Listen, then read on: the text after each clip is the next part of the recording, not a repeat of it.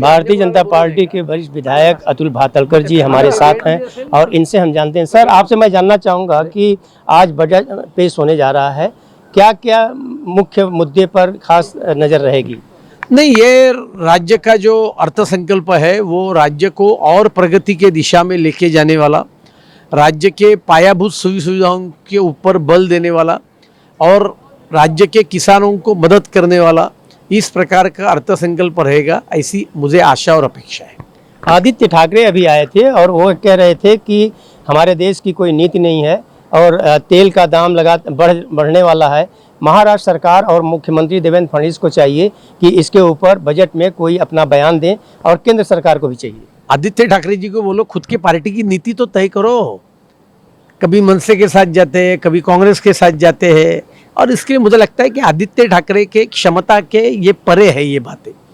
अंतर्राष्ट्रीय बाजार में क्रूड के प्राइसेस बढ़ रहे हैं, ये बात सही है, उसका कारण भी दुनिया को मालूम है, लेकिन केंद्र की सरकार सक्षम है और उन्होंने दुनिया के अलग अलग देशों से क्रूड इंपोर्ट करने का प्रावधान को प्रारंभ किया है।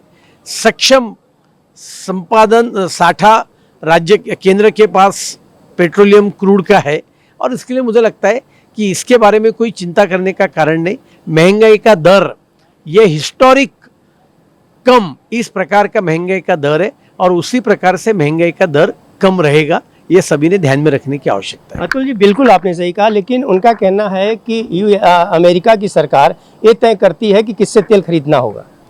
देखो, अमेरिका की सरकार तय नहीं करती है, इस देश की सरकार तय करती है। यदि अमेरिका हमको सस्ते में तेल दे रही है तो हम उनसे खरीदेंगे।